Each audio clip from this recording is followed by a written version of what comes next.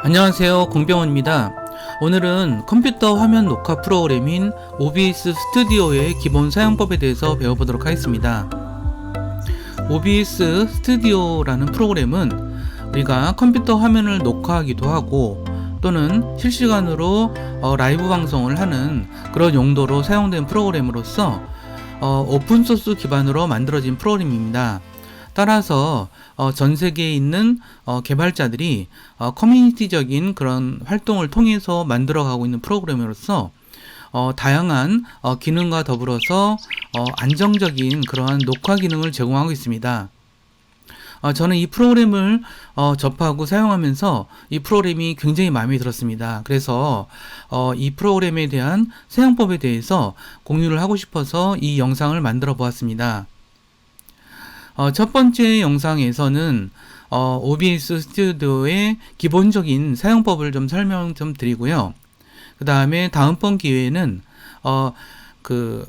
OBS 스튜디오를 사용하는 사용자가 영상으로 나오면서 OBS 스튜디오를 사용하는 방법도 좀 배워보도록 하고, 그 다음에는 파워포인트 파일을 통해서 프레젠테이션을 하는 것들을 중심으로 OBS 스튜디오의 사용법에 대해서 한번 다뤄보도록 하겠습니다. 이번 시간에는 일단 OBS 스튜디오 프로그램이 무엇인지, 그리고 OBS 스튜디오 프로그램은 어떻게 설치하며 기본적인 인터페이스는 어떻게 되어 있는지, 그리고 컴퓨터 화면 녹화와 원격 강의나 회의를 위한 장비들은 어떤 것들이 있으며 어떻게 사용하는지, 그리고 환경 설정, 즉 출력과 녹음, 오디오와 비디오에 대해서 어떻게 환경을 설정하는지, 그리고 OBS 스튜디오 녹화와 일시정지를 위한 단축키는 어떻게 설정하며 파워포인트 문서로 OBS 스튜디오 녹화를 시작하는 방법과 녹화된 파일을 저장 폴더에서 재생하는 방법, 이런 것에 대해서 설명을 좀 드리도록 하겠습니다. 우리가 영상을 녹화하거나 제작하는 그러한 내용에 대해서는 꼭 필요한 방법들만 배우는 방식보다는 영상이라고 하는 것은 상당히 기술적인 요소이기 때문에 그것이 가지고 있는 원리나 어떤 특징에 대해서도 함께 이해하는 것이 우리가 기술을 배우는데도 되게 중요한 방법이라고 생각을 좀 합니다. 그런 의미에서 제가 좀 차분차분 OBS 스튜디오 프로그램에 대해서 설명하도록 하겠습니다. OBS 스튜디오라는 프로그램은 컴퓨터 화면 녹화와 라이브 방송을 위한 프로그램이라는 점들을 좀 기억해 두실 필요가 있고요. 또 하나 중요한 특징으로서는 오픈소스 기반으로 개발됐다라고 하는 점입니다.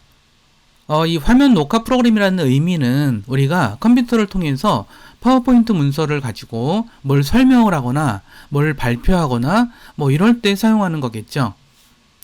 이런 용도가 어떤 데 있을까요?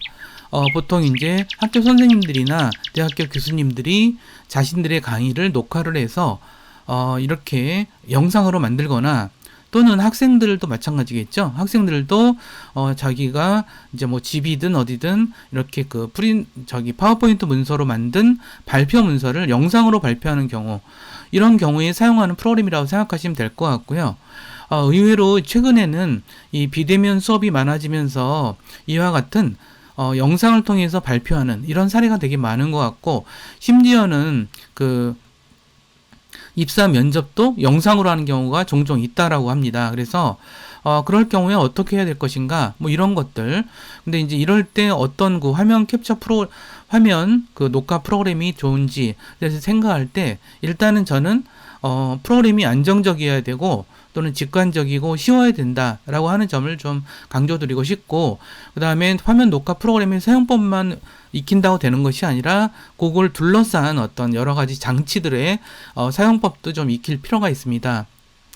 근데 이런 용도로만 쓰이는 것도 아니고요. 요즘에는 유튜브에서 엑셀이나 프리미어, 그 다음에 뭐 애프터 이펙트 같은 프로그램을 사용법을 강의하는 영상이 되게 많은데, 그런 것들도 OBS 스튜디오 프로그램을 통해서 작업할 수 있고요. 그 다음에 또 게임 플레이 장면을 이제 나레이션과 함께 막 중계를 해서 녹화를 해서 그걸 영상으로 또 공유하는 경우도 많죠. 이런 경우에 사용하는 것이 OBS 스튜디오 프로그램이라고 합니다. 하지만 이것이 이 과정에서는 사실 컴퓨터 성능이라든가 마이크, 웹캠, 그다음에 녹화 프로그램이 되게 중요한 역할을 할 수밖에 없죠. 그래서 우리가 막 5분 안에 배운다, 10분 안에 배운다 이런 너무 성급한 마음이 아니라 제가 강조드린 것은 차분한 마음으로 좀 꼼꼼하게 배울 필요가 있다. 그래야 우리가 좀 자유롭고 좀 이렇게 여러 가지 다양하게 활용할 수 있기 때문이게 되겠죠. 우리가 컴퓨터 화면 녹화라고 하는 의미는 무엇일까요?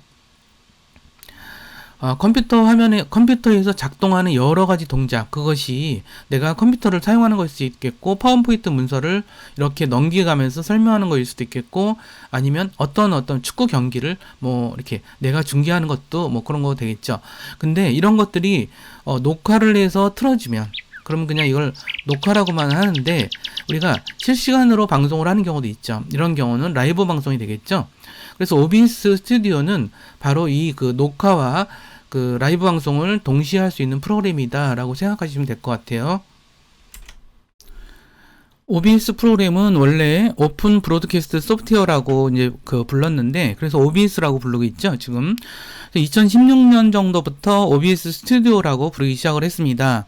그래서 우리가 이 프로그램은 오픈소스로 만들어졌는데, 오픈소스라고 하는 것은 소스를 좀 전체적으로 공개해서 많은 개발자들이 커뮤니티를 통해서 서로 점점 더 업그레이드를 해 나가거나, 아니면 에러라든가 문제점들 또는 이제 환경 변화, 컴퓨터 기술의 환경 변화에 따라서 계속 이렇게 뭔가 보완하고 수정하는 작업들을 이렇게 그 개발자들이 이렇게 자원봉사로 이렇게 하는 그런 작업이라고 생각하시면 될 것 같고요. 이런 작업들을 해서 만들어진 프로그램은 대부분 무료로 제공을 하고 있습니다. 따라서 지금 이제 그런 그 화면 녹화 프로그램이 굉장히 많이 이제 여러 가지가 나왔는데, 대부분이 이제 그 유료 프로그램이죠. 그러니까 유료 프로그램들은 유료 프로그램들만의 장점이 있습니다. AS라든가 아주 꼼꼼하게 여러 가지 이렇게 그 설명을 좀 해준다거나 이런 건 있죠. 그런 장점이 있지만, 일단 유료 프로그램이기 때문에 우리가 이제 비용이 든다라는 그런 단점도 있는 것 같아요. 하지만 이런 그 오픈소스 기반의 프로그램들은 여러 그 개발자들이 지속적으로 해나가기 때문에 오히려 에러라든가 이런 문제점들은 오히려 더 적은 편인 것 같고요. 오히려 이제 약간 단점이라고 한다면, 세심한 설명이 제공되지 않기 때문에 좀 이렇게 초보자들이 접근하기는 좀 쉽진 않은 것 같아요. 그래서 그렇지만 우리가 이렇게 좀 영상 강의를 통해서 우리가 함께 공부할 수 있다는 것이 그래도 좋은 점이 아닌가 싶고요. 그 다음에 무료이기 때문에 누구나 사용할 수 있다는 점도 되게 중요한 장점이라고 생각돼요. 하지만 우리가 이렇게 이러한 그 프로그램들을 이렇게 많은 사람들이 사용함으로써 더 이렇게 많이 효용성 있는 그런 프로그램으로서 활용할 수 있도록 만들어준 개발자들한테는 항상 감사하는 마음으로 이 프로그램을 설치하고 사용해야 되지 않을까 이렇게 생각을 해봅니다. OBS 스튜디오 프로그램을 다운받는 곳은 제가 여기 설명한 것 같이 요 사이트에 들어가시면 돼요. obsproject.com이고요. 구글이나 네이버에서 OBS라고 그냥 이렇게 입력하시면은 이 웹사이트가 나타나져요. 그러면 오른쪽과 같은 이러한 그 웹사이트가 떠지고요. 여기 한번 보시면은 뭐라고 써있냐면, 영상 녹화와 라이브 방송을 위한 자유롭고 공개된 소프트웨어 이렇게 써 있습니다. 이게 이제 오픈소스라는 뜻이죠. 그래서 오픈소스들이 이거 말고도 굉장히 많은데 우리가 좀 이렇게 함께 좀 배울 필요가 좀 있는 것 같습니다. 이 중에서는 우리가 이제 여러분들이 사용하는 그 프로그램에 따라서, 예를 들어서 윈도우 운영체제를 사용하시는 분은 여기, 그 다음에 맥북이라든가 이제 애플 쪽의 컴퓨터 쪽을 사용하시는 분들은 여기, 그 다음에 리눅스 운영체제이신 분들은 여기를 클릭하시는데, 저는 이제 윈도우를 사용하기 때문에 이걸 클릭해서 사용을 이제 설치를 하는 거고요. 이 설치 과정은 특별하게 어려운 점은 없습니다. 그래서 이런 식으로 설치하라는 거 다운받아서 그냥 클릭하셔서 설치하시면 되는데, 이 운영체제만 이제 좀 신경을 쓰라는 말씀을 좀 드리면서 이 설치에 대해서는 이 정도 설명으로 마치도록 하겠습니다. 그런 다음에 그 프로그램을 여시면 어떠한 모양이 나타날까요? 화면과 같이 이런 식의 그 프로그램이 나타납니다. OBS 스튜디오 프로그램이에요. 일단 제일 처음에 이 프로그램을 창 여시면 눈에 들어오는 게 뭔가요? 자, 여기 가운데 화면이 일단 검은 화면이 눈에 들어오죠. 또 하나는 여기 이제 그 목록에 대한 이야기죠. 이쪽에 이 화면과 또는 이 목록에 대한 게 이제 또 딱 보실 거고요. 이거는 이제 근본적으로 다양한 소스를 가져와서 사용하는 그런 곳이다. 이렇게 생각을 하시면 될 것 같고요. 자, 그 다음에, 여기서 보시면은 요거는 이제 그 오디오 믹서라는 게 보이죠? 여기 보시면은 여기 마이크가 이렇게 막 왔다 갔다 하는 거 보이죠? 제가 말하는 거에 따라서 이거는 마이크가, 보통의 경우는 이제 자동으로, 이제 제 컴퓨터에 설치되어 있는 마이크가 자동으로 잡혀서 이렇게 보이는 거라고 생각하시면 될 것 같고요.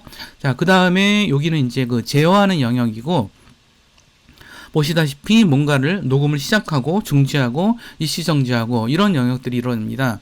그래서 일단은 요 세 가지 여기 화면 여기는 이제 주로 이제 우리가 그 녹화하는 화면이 나타나는 곳이다 이렇게 생각하시면 되고요. 여기는 소스나 이런 것들을 목록을 다루는 곳이다. 여기는 이렇게 마이크라든가 컴퓨터의 오디오 이런 것들을 다루는 곳이다 이렇게 생각하시면 될 것 같아요. 그럼 교환으로 가서 다시 한번 좀 설명을 해드리도록 하겠습니다.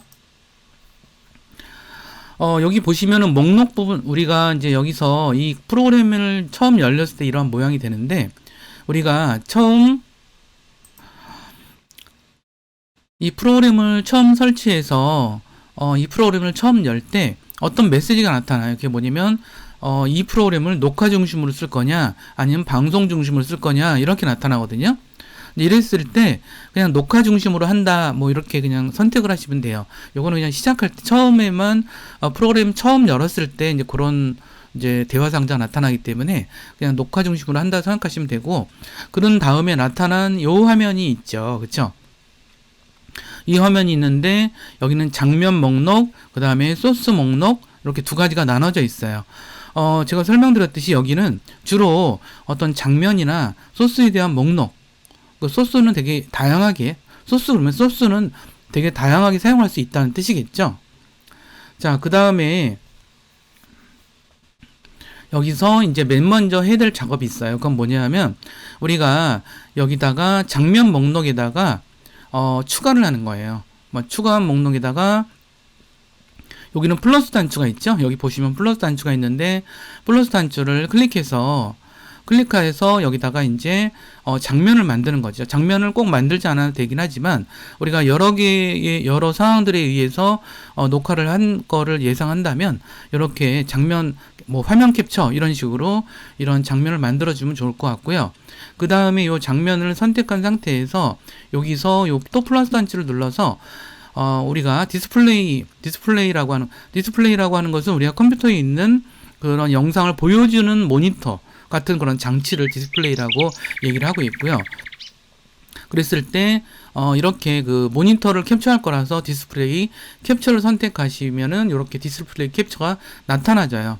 그래서 요거를 이제 클릭하셔서 이제 몇 가지 지정을 좀 하셔야 되는데, 요거는 지금 제가 좀 이따가 다시 OBS 스튜디오를 통해서 설명을 다시 드릴 건데 미리 한번 설명을 좀 드리는 거예요. 그 다음에 요걸 클릭하시면은 이렇게 디스플레이 캡처라고 하는 창이 나타나져요. 그러면 우리가 여기서 어떤 디스플레이를 갖고 할 거냐 이렇게 물어보죠. 이렇게 물어보기 때문에 그걸 지정을 좀 해줘야 돼요. 자, 근데 여기서 먼저 우리가 궁금증이 생길 수가 있어요. 디스플레이 장치, 모니터는 보통 하나가 아닌가? 하지만 우리가 이제 그 파워포인트나 강의 이런 것들을 녹음할 때는 저는 개인적으로 모니터를 꼭 두 개를 쓰라는 걸 권해드리고 싶어요. 우리가 보통 컴퓨터를 샀을 때 모니터가 하나지만 모니터를 두 개, 세 개까지 연결해서 쓸 수가 있어요. 그래야 왼쪽에서는 우리가 이게 파일이라든가 이런 것들을 통제하거나 관리하는 작업을 하고, 그 다음에 오른쪽 모니터에서는 실제로 녹화되는 그러한 화면을 별도로 이렇게 띄워놓고 하는 작업, 이게 가장 좋은 방법이라서 이 모니터를 꼭 두 개를 넣고 하시라는 것. 하지만 하나로 해도 상관은 없어요. 근데 좀 번거롭고 좀 까다로워서 하나는 보다는 두 개를 좀 권해드리고 싶고요. 근데 만약 내 노트북이 내가 사용하는 게 노트북이다 그러면은 모니터를 하나만 추가하면 되겠죠. 그래서 노트북에 있는 모니터 그 다음에 또 하나 추가한 모니터 이렇게 두 개를 사용하시면은 편리하실 거예요. 더군다나 최근에는 이 모니터가 굉장히 싸졌어요. 그래서 제가 며칠 전에 이제 마트를 가서 봤더니 거의 마트에서 새 건데도 거의 20만 원 정도 하더라고요. 근데 뭐 그걸 여유가 되시는 분들은 그렇게 장만하셔도 되게 괜찮고요. 그 다음에 중고 모니터도 괜찮아요. 중고 모니터도 좀 브랜드가 있는 것들을 좀 사시면 괜찮은 편인 것 같고, 제가 경험적으로는 뭐 삼성 모니터랑 LG 모니터가 참 좋더라고요. 삼성 모니터랑 LG 모니터는 중고로 사시면은 몇만 원 정도면 사실 거예요, 아마. 그렇기 때문에 가능하면 모니터 하나 더 쓰는 거를 꼭 권장드린다라는 말씀을 드리면서, 그렇게 되면은 디스플레이가 여러 개가 되겠죠. 그래서 뭐 디스플레이 1과 2가 이렇게 나눠져 있다면 어떤 것 그 중에서 내가 이제 주로 문서를 띄워놓고 통제하는 곳에 쓰는 게 뭐 디스플레이 1이다.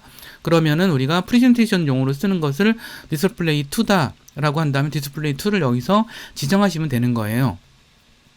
자, 이 작업을 우리가 OBS 스튜디오를 통해서 직접 한번 잠깐 살펴보도록 하겠습니다. 자, OBS 스튜디오가 이렇게 되어 있죠. 그래서 여기서 장면 목록에서 꼭 만들어야 되는 건 아니지만 여기서 화면 캡처 이렇게 만들어 두고 작업하는 게 좋은 것 같아요. 그래서 저는 여기서 이렇게 이름을 정해서 화면 캡처를 이렇게 두도록 하고요. 그 다음에 이 상태에서 이제 디스플레이 지정을 해야 되겠죠. 여기서 또 플러스 단추 누르라 그랬죠. 클릭. 이렇게 하시면은 여기서 보시면 디스플레이 캡처라는 게 있죠. 요거 클릭하시고 그러면 이렇게 만들어지는데 여기서 그냥 확인을 누르시면 돼요. 그래서 이렇게 하시면은 우리가 이렇게 처음에 지금 우리가 만들었기 때문에 이렇게 뜨죠. 그러면 우리가 캡처하려는 이 그 모니터가 어느 건지를 여기서 지정하는 거고요. 자, 여기서 이렇게 보시면은 저는 모니터를 3개나 써요. 굉장히 많이 쓰죠. 모니터를 3개나 많이 써서 여기서 우리가 어떤 것을 지정할 수가 있을 거예요. 그래서 만약 내가 노트북 모니터를 쓰고 있다. 요거 디스플레이 1은 제 노트북 모니터예요. 그래서 이렇게 클릭할 수도 있고요. 그래서 이렇게 하는데 여기서 또 잊지 마실 것. 커서 캡처에 대한 얘기인데요. 이건 뭐냐면 여기 마우스 제가 이 커서 보이죠? 요 커서가 나타나는 게 좋을 경우가 대부분 많아요.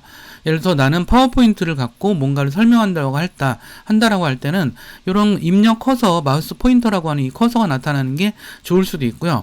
때로는 이게 안 나타나는 걸 원할 때도 있겠죠. 이럴 때는 이걸 지우시면 되고 저는 커서 캡처를 하는 걸로 해서 이렇게 작업을 하도록 하겠습니다. 그러면 이제 우리가 이 화면 캡처의 가장 기본적인 방식이 마련이 된 거고요.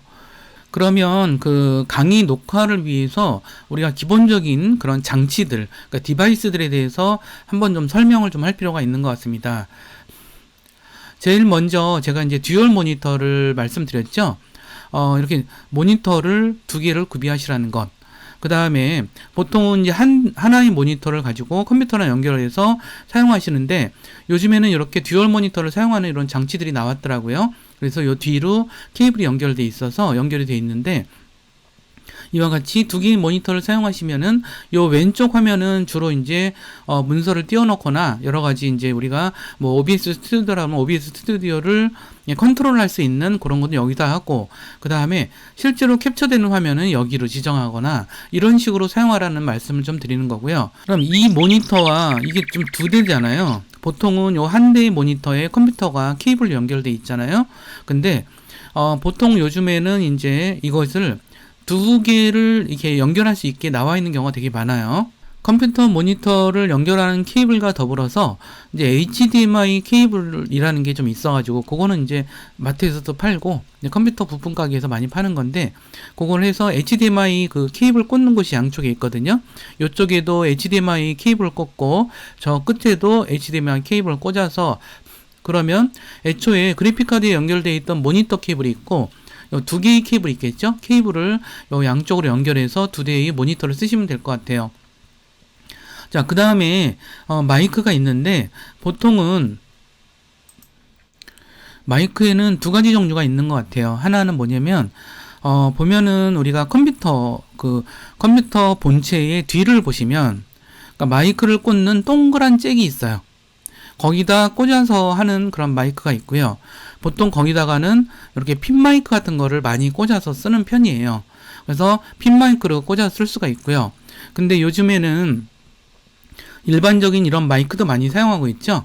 제가 이 로데 마이크를 사용하고 있어요.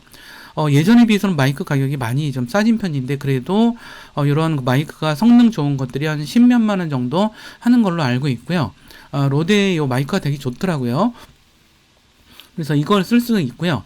이 마이크가 좋다는 건 뭐냐면 이 마이크가 지향성이 있어서 그러니까 잡음들을 이렇게 잡음이 아니라 말하는 사람의 목소리를 집중적으로 잡아주고 주변의 잡음들은 녹화하지 않는 그런 게 이제 마이크의 어떤 성능이자 가격의 특징이라고 보시면 될 것 같아요.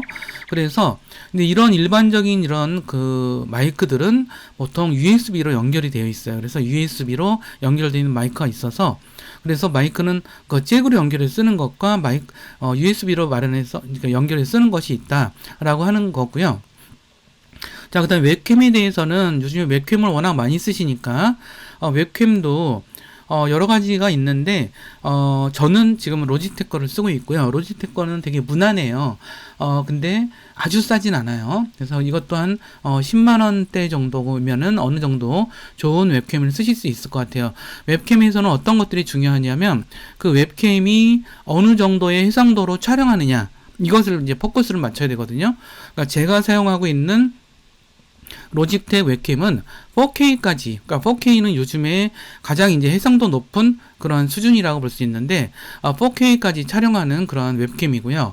보통 이제 그 정도는 아니더라도 FHD는 1920에 1080 우리가 유튜브에서 가장 많이 보는 그런 영상이 해상도가 1920에 1080 정도 되는데 적어도 1920에 1080 풀 HD 정도는 촬영할 수 있는 영상이어야 한다라고 하는 점은 좀 이제 그 웹캠은 구입하셨으면 좋겠고요.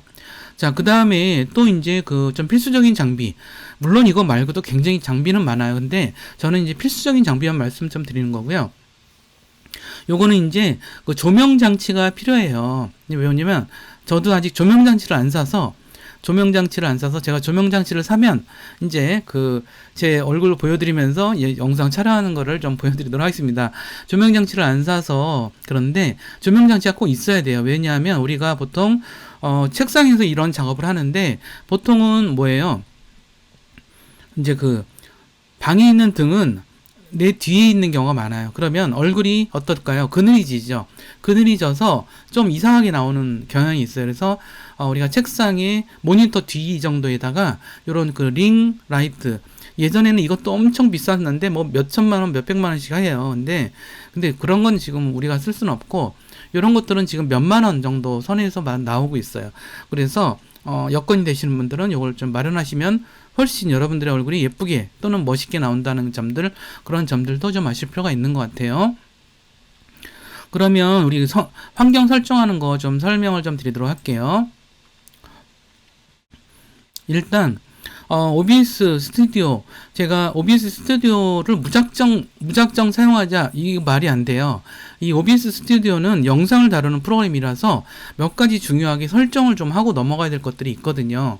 그러면 어디에서 설정을 할까? 자, 파일에서 클릭을 하시면 여기 설정 메뉴가 뜨는데 설정 클릭하시면 이렇게 그냥 떠요. 자, 별로 어렵진 않죠. 그래서 이렇게 열어 놓으시고, 자, 그러신 다음에 우리가 몇 가지 좀 지정을 좀 해보도록 할게요. 여기서 설정에서는 지정할 게 몇 가지 요소밖에 없어요. 자, 출력 방식을 여기 보면 설정에서 여기서 출력, 여기가 좀 안 보이네요. 출력 탭. 이제 보이시죠? 자, 설정 창이 나타나면 여기서 출력을 클릭하셔서 자, 여기다가 이걸 출력 방식은 기본으로는 단순으로 돼 있어요. 그냥 단순으로 놔두시라는 거고요. 자, 그 다음에 빛 비디오 비트레이트라는 게 있어요. 이건 비트레이트는 보통 이제 5000에서 15000 정도로 지정하시면 될 것 같아요. 이 비트레이트가 대체 뭘까? 자, 비트레이트라는 것은 우리가 비트라는 말 들어봤죠. 비트라고 하는 것은 디지털 이제 0과 1로 나타내는 그 컴퓨터 데이터를 우리가 비트라고 얘기를 하는데, 이거 여기다가 색상과 해상도의 어떤 그런 것들까지도 좀 플러스해서 우리가 비트레이트라고 이야기를 하고요. 결국은 이런 것들은 이제 컴퓨터는 우리가 찍어서 영상을 어떤 계산해서 영상으로 바꾸는 방식이라서 비트레이트를 어느 정도 하느냐에 따라서 해상도라든가 이런 것들이 더 좋아지게 되는 건데, 여기서 너무 그렇다고 5000에서 15000까지 하라 그랬다 해서 15000까지 하지 마시고요. 왜냐면 이렇게 높이게 되면은 컴퓨터 성능이 또 굉장히 부하가 걸리기 때문에 보통 5000에서 15000 정도로 해서 여러분의 컴퓨터 상태에 맞게끔 하시면 되는 것 같고요. 자, 그 다음에 여기 보시면은 또 우리가 방송과 녹화의 인코더를 어디서 할 거냐 라고 하는 부분이 있어요. 근데 보통은 우리가 그래픽카드라고 하는 게 있거든요, 컴퓨터에. 근데 이런 것들을 내장한 걸 많이 써요. 네, 그러면 외장도 되나요? 뭐 이런 얘기 하지만, 우리가 컴퓨터가 좀 성능이 안 좋은데 업그레이드 하기 힘들다라고 하면 외장 그래픽 카드를 사서 그것도 USB 뭐 이런 것들로 연결이 되어 있거든요. 그래서 그런 것들을 통해서 외장 그래픽 카드를 쓰는 경우도 있거든요. 그래서 그런 경우에는 뭐 다른 지정을 해야 되겠지만, 보통의 경우는 그래픽 카드는 그냥 소프트웨어로 지정을 하시면 될 것 같다라는 말씀을 좀 드리는 거고요. 자, 그래서 요런 지정을 해야 되겠죠? 요것도 하드웨어로 되어 있으면은 소프트웨어로 바꾸시라는 거. 그 다음에 녹화 경로는 요게 중요한데, 녹화 경로는 우리가 요 찾아보기를 클릭하시면은 이렇게 녹화 경로를 지정할 수가 있어요. 그래서 거기다가 우리가 여기서 이제 OBS 스튜디오를 통해서 녹화한 것들을 저장하는 곳이라고 생각하시면 되겠죠? 그 다음에 녹화 품질, 요거는 높은 품질 중간 파일 크기 요 정도로 지정하시면 되고요. 녹화 형식은 가장 많이 사용하는 거 MP4 파일로 그냥 지정하시면 될 것 같아요. 이게 되게 무난하거든요. 보통 지정을 마쳤을 때는 적용을 클릭하시면 되고, 전체를 마칠 때는 확인 단추를 클릭하시면 되는 거는 좀 기본적인 내용이라고 생각하시면 될 것 같고요. 그 다음에 오디오와 비디오 탭 쪽에 그 설명을 좀 드리도록 하겠습니다. 자, 오디오 탭이라고 하는 것은, 오디오 탭은 우리가 영상을 녹화할 때, 화면에서 영상 녹화를 할 때 소리 부분이 있잖아요. 그러니까 소리 부분이 두 가지 종류가 있어요. 하나는 내가 마이크로 이야기하는 오디오가 있겠고, 또 하나는 컴퓨터에서 재생되면서 나오는 그러한 오디오가 있겠죠. 그러니까 두 종류가 다를 거예요. 두 종류에 대한 얘기인데, 그래서 그 부분에 대해서 이제 그것보다는 먼저 그 앞에다가 샘플레이트라는 게 있어요. 샘플레이트는 우리가 소리라는 것은 기본적으로 아날로그잖아요. 그쵸? 근데 그 아날로그를 디지털로 바꿔주는 작업을 계속 녹화하면서 하는 거거든요. 그래서 그 작업을 44.1 요게 기본으로는 많이 되어 있는데, 뭐 그냥 1초에 뭐 44.1kHz 뭐 이런 식으로 지정을 많이 하는데, 이렇게 지정을 해주세요. 그러면 1초에 44,100번을 실행하라는 뜻이거든요. 그러니까 이런 의미다라는 것들만 알아주면 될 것 같고요. 채널은 스테레오로 지정하셔야 우리가 입체로 느낄 수 있게 할 수가 있겠죠. 보통 그러니까 스피커를 보통 두 개를 써서 양쪽에서 이제 그 나오게끔 하면 입체가 되죠. 근데 여기 이걸로 하셔야 그 사람들이 스피커가 하나라도 입체적인 느낌을 느낄 수 있게 하기 때문에 스테레오로 지정하시면 되고요. 아까 말씀드린 게 이 부분이에요. 데스크탑에서 나오는 오디오 장치. 요거는 기본 장치로 하시고, 여기는 마이크를 선택해 주셔야 돼요. 그래서 자, 여기서 보시면은 이제 요거는 기본 장치라고 하는 것은 우리가 컴퓨터에서 뭔가 재생이 될 때 그 소리가 들리라는 거고, 여기 보면 요 부분이에요. 마이크 오디오, 보조 오디오, 그쵸? 여기다가 요걸 클릭하셔서 여러분들이 장착한 마이크가 있다면 그거를 선택을 해주시면 될 것 같아요. 이해가 되시죠? 요게 되게 중요하다는 거, 요거 꼭 잊지 마시고 하셨으면 좋겠고요. 그 다음에 비디오 부분에서 설정할 거는 뭐냐면, 우리가 여기서 기본 캠퍼스와 출력 해상도를 1920에 1080으로 해주셔야 된다는 말씀이에요. 이건 뭐냐 하면 우리가 해상도를 얘기하는 거예요. 우리가 화면에서 녹화하는 그런 영상도 FHD 사이즈, 자, SD가 뭐고, FHD가 뭐고, 4K가 뭐고, 이거는 제가 다른 강의에서 설명을 좀 드렸으니까, 그런 걸 좀 참고하시면 좋겠고요. 근데 가장 현재에 있어서, 2021년, 현재에 있어서 가장 많이 사용하는 해상도는 풀 HD다. 풀 HD는 1920, 가로 1920, 세로 1080 크기의 그 해상도다라고 하는 점만 좀 이해하시고요. 기본 캠퍼스 해상도와 출력 해상도를 둘 다 1920에 1080으로 지정하시면 된다라는 말씀을 좀 드립니다. 자, 그 다음에 FPS에 대해서도 설명드릴게요. 자, 우리가 영상에 대해서 이해할 때 되게 중요한 개념이 있어요. 우리가 영상이라는 것은 사실 사진을 빨리 보여주는 개념하고 똑같아요. 우리가 어떤 영상을 찍었다는 것은 사진을 순간적으로 굉장히 여러 개를 찍어서 그것을 사진들을 연결해서 보여주는 게 바로 영상이에요. 그런 의미에서 이 영상과 이미지의 차이는 좀 애매한 거예요, 원래가. 그래서 영어에서는 이미지라는 어떤 그 단어 자체가 꼭 우리가 알고 있는 그런 그림이나 사진을 뜻하는 게 아니라 영상도 이미지라고 하고 사진도 이미지라고 그렇게 써요.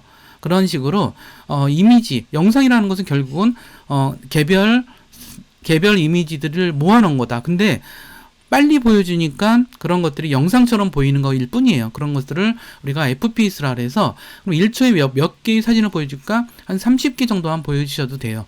요것도 더 느리게 되면은 느릴 수 있는데 또 컴퓨터에 문제가 생기기도 하고 특별한 용도가 없을 때는 요런 30프레임 정도로 지정하시면 된다라는 말씀을 좀 드리는 거고요.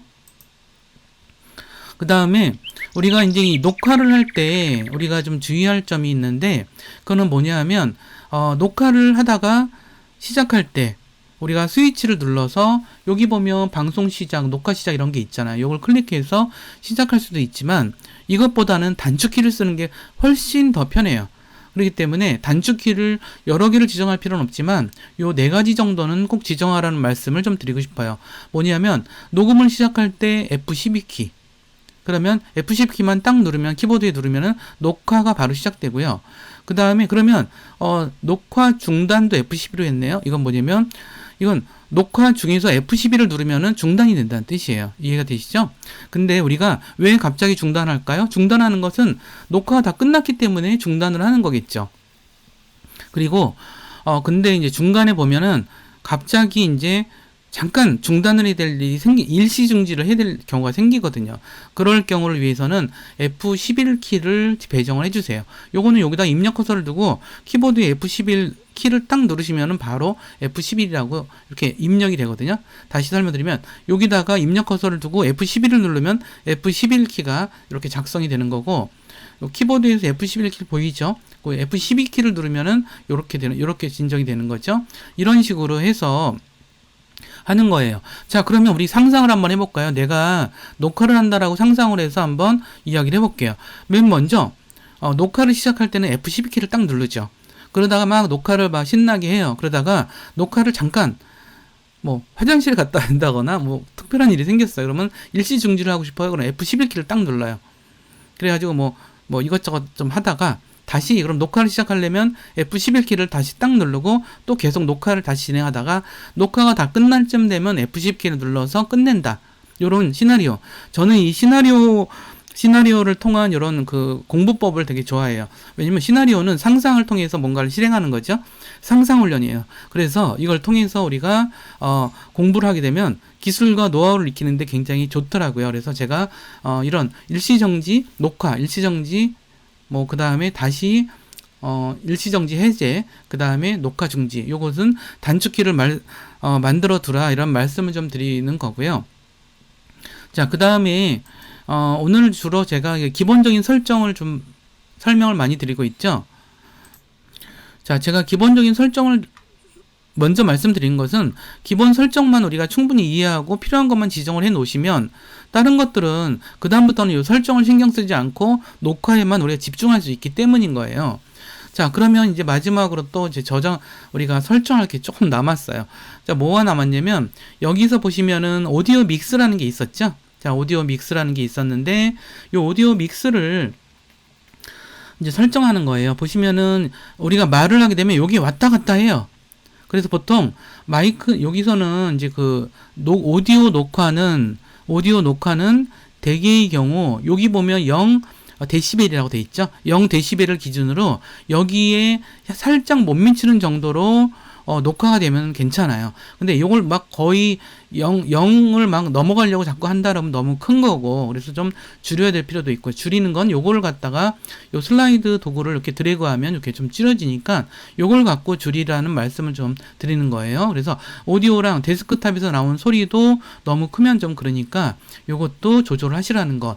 그 다음에 마이크 설정에서는 우리가 요걸 클릭하시면은 바로 요 창이 뜨거든요. 그러면 요 창에서 여러분들이 장착하신 여기서 요걸 클릭하시면 돼요. 보통의 경우는 여기서 목록이 나와 있어요. 그래서 요걸 클릭하시면 되고요. 자, 그래서 마이크는 이와 같이 된다라는 말씀을 좀 드리고, 근데 아까 그런 말씀 드렸죠. 가끔 가다가 마이크에서 우리가 단자에다가 마이크를 꽂아 쓰시는 분들이 있어요. 그런 분들은 요런 식에다가 여기다가 스테레오 믹스라는 목록이 있거든요. 여기서 지정해 주시면 돼요. 스테레오 믹스 여기 잊지 마시고요. 만약 이제 USB로 할 때는 그냥 직접 마이크를 지정하시면 되는데, 그렇지 않을 때는 스테레오 믹스라고 하는 것을 지정하시면 된다라는 말씀을 추가로 드립니다. 그러면 이제 다시 OBS 스튜디오 프로그램을 열어서 다시 살펴보도록 하겠습니다. OBS 스튜디오의 설정은 여기서 파일 메뉴에서 설정을 클릭하시면 이렇게 열려요. 그래서 여러 가지 이렇게 되어 있는데, 이 중에서 여기서 설정을 좀 해야 되겠죠. 여러 가지 설정들은 여러 가지가 나타나고 있는데, 제가 꼭 필요한 것만 설명을 드릴게요. 여기서 일단은 녹화 중단할 때 대화 상자 표시, 요거는 체크해 두는 게 좋은 것 같아요. 그냥 바로 끝날 수도 있고요. 요건 체크를 꼭 안 해두셔도 되지만 체크를 해두는 게 조금 편할 때도 있어요. 꼭 안 해두셔도 상관없어요. 그 다음에 언어는 한국어로 그냥 해놓으셔야 전체로 인터페이스가 한국어로 그 프로그램이 좀 뜨겠죠. 자, 그 다음에 방송 쪽은 그냥 놔두시고, 지금 우리가 녹화를 중심으로 하기 때문에 이쪽으로 넘어가도록 할게요. 여기서 출력 방식 단순, 비트레이트 5000에서 15000까지. 근데 저는 컴퓨터가 성능이 좀 좋은 편이에요. 그래서 15000까지 했고요. 그다음에 인코더 우리가 내장으로 내장된 그래픽카드를 쓸 때는 소프트웨어라 그랬죠. 그리고 그 다음에 근데 요거는 사실 우리가 방송 쪽에 대한 얘기, 방송을 할 때 얘기인 거고요. 일단 요 녹화에 집중을 해보도록 합시다. 우리가 녹화는 녹화된 거를 어디다 저장할지 요걸로 지정한다 그랬죠. 자, 그 다음에 녹화 품질은 높은 품질 중간 파일 크기, 요거 MP4, 그 다음에 인코더는 내장된 그래픽 카드이기 때문에 소프트웨어로 지정한다는 거. 그 다음에 오디오 쪽에서도 여기서는 48kHz 정도로 지정하시면 될 것 같아요. 그 다음에 채널은 스테레오. 그 다음에 여기서 중요한 것, 여기서 나머지 건 아니라 여기 마이크 보조 요거를 여러분들이 설치한 마이크를 지정해 주세요. 요거 지정 잊지 마셨으면 좋겠고요. 나머지는 여기 이제 비디오 쪽에서는 1920에 1080 지정하라는 말씀을 드렸습니다. 그 다음에 이제 단축키에서 녹음 시작, 여기다가 입력 커서를 두고 여기 키보드를 누르면은 여기 바뀌기도 해요. 그러니까 이렇게 만들어 두시라는 거 하고, 이런 지정, 녹화 시작, 녹화 중단, 일시정지 해제, 여기까지 하신 다음에 확인을 누르시면은 설정이 되는 거고, 그 다음에 할 것이 바로 여기서 이제 마이크에 대한 건데, 자, 여기서 데스크탑 오디오가 너무 크다라고 한다면 좀 이렇게 약간 좀 줄일 수도 있겠죠. 이렇게 줄이시기도 하고, 여기서는 마이크 보조 이게 되게 중요한데, 여기서도 우리가 보시면은 여기가 0dB이거든요. 0dB를 기준으로 한 요 정도까지 왔다 갔다 하면은 괜찮은 것 같아요. 그리고 요거를 갖다가 우리가 마이크를 만약 설정을 할 때는 요걸 클릭하셔서 속성을 클릭하세요. 그러면 여기서도 지정할 수 있다는 거. 그 다음에 핀 마이크를 쓰실 때는 좀 다른 설정이 나타나니까 그렇게 하시면 되고요. 가능하면 마이크를 해서 하시는 게 좋은 것 같아요. 그러니까 이 소리가 영상에서 차지하는 비중이 절반 이상이라고 보통 얘기해요. 영상하는 분들은. 이런 식으로 되면은 우리가 이제 모든 준비가 다 끝났다고 생각하시면 될 것 같아요. 그러면 이제 녹화를 하는 거에 대해서 설명을 좀 드리도록 할게요. 녹화를 하실 때는 다음 몇 가지 사항을 좀 주의하실 필요가 있어요. 뭐냐 하면 녹화를 하실 때는 다음 순서로 해주시는 게 좋을 것 같아요. 처음 하시는 분들은. 자, 맨 먼저는 당연하지만 OBS 스튜디오를 먼저 여셔야 되겠죠. 자, 그런 다음에 여기 디스플레이 캡처를 이제 보시고 여기서 어느 모니터에서 녹화할지 이걸 지정하셔야 되겠죠. 요거를 클릭을 하시면은 바로 이렇게 상자가 나타나는데 어떤 모니터로 지정되어 있는지 꼭 확인하셔야 돼요. 그 다음에 파워포인트 문서를 열어야 되겠죠. 그 다음에 파워포인트 문서를 열어서 여기 파워포인트 문서를 보시면은 슬라이드 쇼라는 데가 있어요. 여기서 슬라이드 쇼에서 어떤 모니터, 여기서 녹음을 지정한 모니터에다가 여기서 파워포인트에서도 요걸 슬라이드 쇼 탭에서 여기 요쪽에 슬라이드 쇼 시작 그룹에서 여기서 여기 안에서 모니터를 지정을 꼭 해주세요. 그래서 여러분들이 녹화를 지정한 그런 모니터로 지정한다. 요게 포인트예요. 그래서 여기를 지정하신 다음에 슬라이드 쇼가 진행이 되겠죠. 그러면 이 상태가 되면은 요거까지 지정하시고 이제 그 다음에 슬라이드 쇼에서 처음부터 또는 어떤 특정 페이지부터 설명하겠다라고 클릭하시면은 이제 준비가 끝난 것 같고요. 그 다음에는 이제 OBS 스튜디오를 통해서 녹화하는 작업에 직접 들어가면 되는 것 같습니다. 먼저 OBS 스튜디오 프로그램을 열라고 했죠. 이제 녹화를 할 때는 먼저 OBS 프로그램을 여신 다음에요. 여신 다음에 이제 그 OBS 디스플레이 캡처를 먼저 지정해야 되겠죠. 자, 여기가 보이지 않는 표시로 되어 있는데 그러면 이제 보이는 표시로 바꿔야 되는데 자, 이거 클릭하시면은 이와 같이 나타나게 되어 있고요. 저는 디스플레이 2로 지정을 할까 싶어요. 근데 좀 지금 여기 있는 화면이 이렇게 나타나다 보니까 좀 이런 게 나타나지죠. 자, 이렇게 확인을 지정을 하시고 그러면 이렇게 됐죠. 이 상태에서 요거 이제 보이게 이렇게 클릭하시면 이렇게 나타나지죠.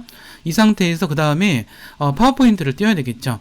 파워포인트를 띄울 건데 저는 예를 들어서 지금 여기서 이제 그 슬라이드 파워포인트를 지금 다른 화면에서 열고 있어요. 그 다음에 이제 그 현재부터 만약 이제 자 이제 요 뒤에 있는 화면은 그 프레젠테이션, 그러니까 파워포인트 문서를 열어서 슬라이드 쇼 상태로 해서 요 뒤에 있는 화면은 지금 디스플레이 2 모니터에다가 이렇게 열어둔 상태죠. 근데 이 안에다가 OBS 프로그램을 같이 열어두면은 이게 요거까지 녹음이 되기 때문에 이렇게 할 수는 없죠. 그러면 여기 뒤는 지금 디스플레이 2 상태고요.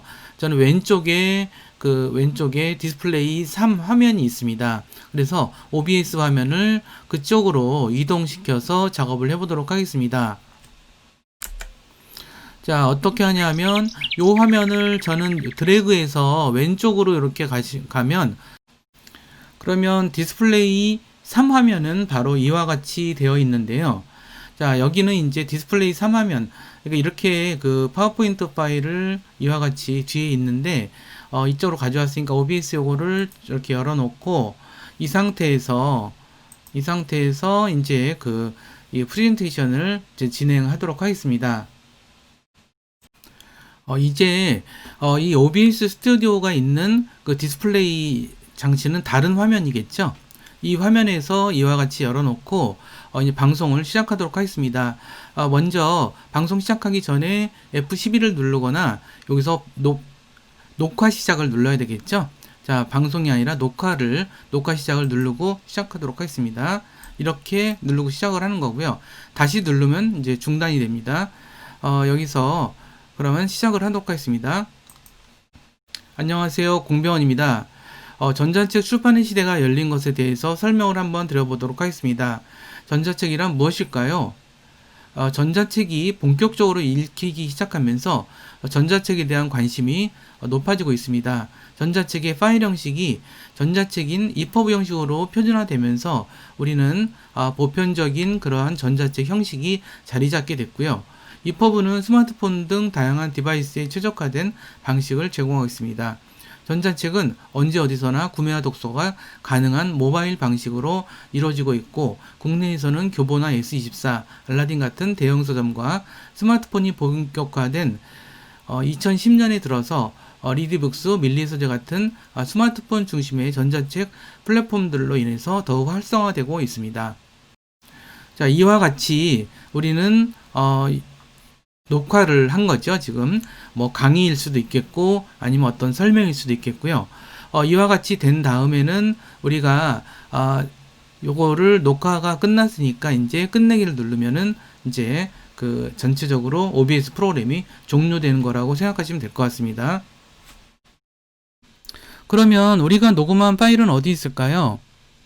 우리가 녹음한 파일은 지금 아까 맨 처음에 지정되어 있었던 녹음 파일 저장 폴더 있었죠?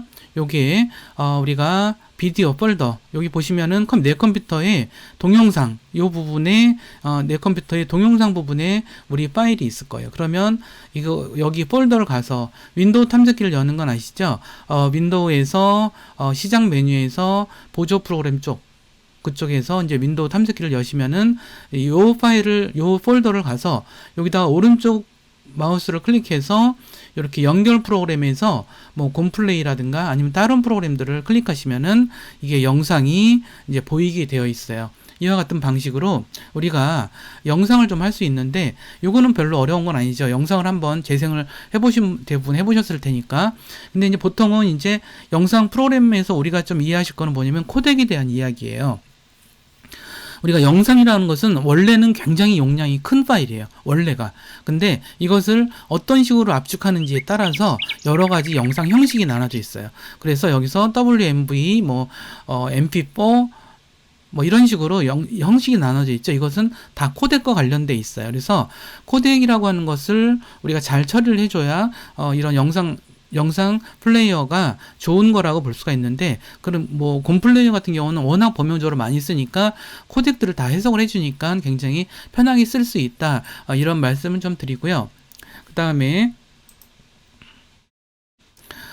전체적으로 마무리 말씀을 드리기 전에, 그러면 우리 그 탐색기를 열었어요. 탐색기를 열어서 우리가 저장한 거 여기 있다 그랬죠? 내 컴퓨터에 요 영상 부분에 있다 그랬죠? 아까 저장한 것 요 중에 하나가 요거네요. 자, 요거를 클릭해서 오른쪽 클릭하시면은 여러분들의 설치되어 있는 영상 플레이어가 뜰 거예요. 마무리 이야기 들어가도록 하겠습니다. 우리가 오늘 배운 내용들은 주로 그 OBS 스튜디오를 어떻게 설치할지, 그 다음에 어떻게 설정할지, 그 다음에 녹음을 위한, 그러니까 녹화를 위한 최소한의 어떤 방식들, 주로 장면 목록과 소스 목록에서 지정하는 걸 배웠죠.